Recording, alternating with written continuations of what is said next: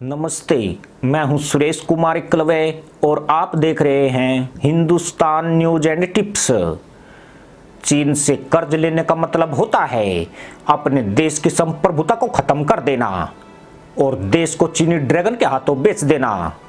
आज पाकिस्तान से बड़ा इसका उदाहरण फिलहाल और कौन हो सकता है। पाकिस्तान लगभग दिवालिया होने के कगार पर पहुंच गया है और एक एक पाई को मोहताज चल रहा है।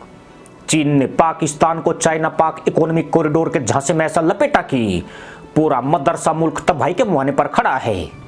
जिसे पाकिस्तान गेम चेंजर कहते नहीं अघाता था, आज वह उसकी पूरी अर्थव्यवस्था को खा गया है।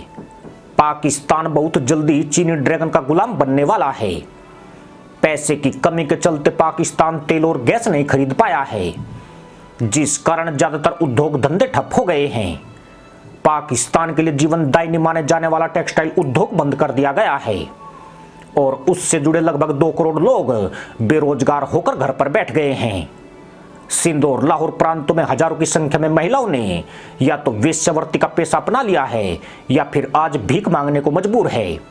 ये वो महिलाएं हैं जिनके पति पिछले कुछ महीनों में अपनी नौकरी गंवा चुके हैं और अब उन्हें नया काम मिल पाया है और न ही सरकार कोई राहत दे रही है। पति का रोजगार छिन जाने से इनकी महिलाओं पर गरीबी का पहाड़ टूट पड़ा है। पति के बेरोजगार हो जाने के बाद अब परिवार के सामने बच्चों के पेट पालने का संकट है। ऐसे में मजबूरी में वो वेश्यावृत्ति करने या सड़क पर भीख मांगने के लिए विवश है। पाकिस्तान में हालात किस कदर खराब है, इसका अंदाजा लगाना मुश्किल नहीं है। देश में बीते वर्ष गरीबी में 4.4% से 5.4% तक का इजाफा हुआ है। महज 2 वर्ष के भीतर 2 करोड़ लोग गरीबी रेखा से नीचे पहुंच गए हैं। विश्व बैंक की रिपोर्ट की माने तो 2021-22 में पाकिस्तान में गरीबी दर 39.5% पर पहुंच गई है, जो 2022-23 में 39.9% हो सकती है। पाकिस्तान में करीब 40% परिवार गंभीर खाद्य असुरक्षा से पीड़ित हैं। कोरोना महामारी और पूर्व प्रधानमंत्री इमरान खान की गलत नीतियों के चलते देश में काम करने वाली आधी आबादी को नौकरी से हाथ धोना पड़ा है। इसका सबसे अधिक असर अकुशल श्रमिकों पर पड़ा है। देश के कृषि क्षेत्र में काम करने वालों पर भी इसकी मार देखी गई है। यहाँ पर गरीबी रेखा की दर काफी तेजी से बढ़ी है।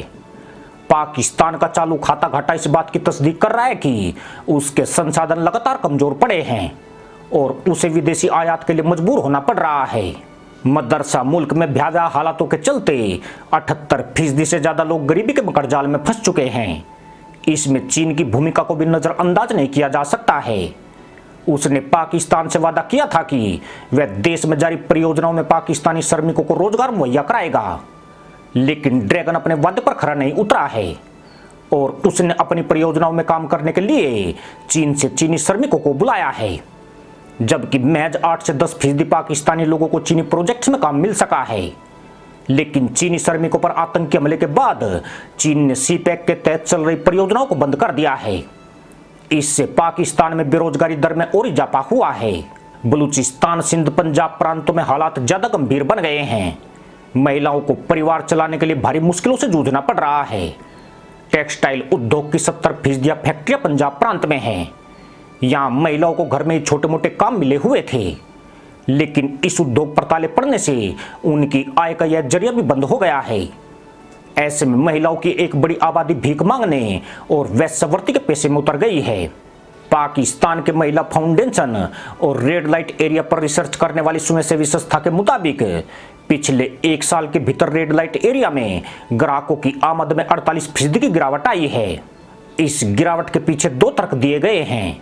पहला यही कि लोगों के पास पैसा नहीं है, दूसरा यही कि अब रेड लाइट एरिया के बाहर ही उनका काम बन रहा है। लाहौर और कराची की सड़कों पर भीख मांगती महिलाएं अब पहले से ज्यादा तादाद में नजर आ रही है। 10 जुलाई को ईद उल अजहा त्योहार से पहले इसमें और ज्यादा बढ़ोतरी देखी गई है। यह इस बात की पुष्टि करता है कि आज पाकिस्तान किस दिशा की तरफ बढ़ रहा है, जबकि सरकार अभी भी IMF से कर्ज की गुहार लगा रही है। इसी कर्ज को पाने के चक्कर में उसने IMF की शर्तों को गरीब आवाम के ऊपर लाद दिया है, जो उन्हें और मुश्किलों में डाल रही है। हालांकि शहबाज सरकार दावा करती है कि वह जल्दी देश को संकट से निकाल लेंगे, पर यह कहने में जितना आसान है उतना ही कठिन दिखाई देता है। चीन के ऐसे ही चक्रों में श्रीलंका और अब जिम्बाब्वे भी फंस चुका है। श्रीलंका की तरह पाकिस्तान का हश्र होना भी तय है। फिलहाल वह इससे बचने के लिए हाथ पैर जरूर पीट रहा है, लेकिन लाख कोशिश भी करे तब भी उसका डूबना निश्चित है। इसी के साथ अनुमति दोस्तों, जय जवान जय किसान जय हिंद वंदे मातरम।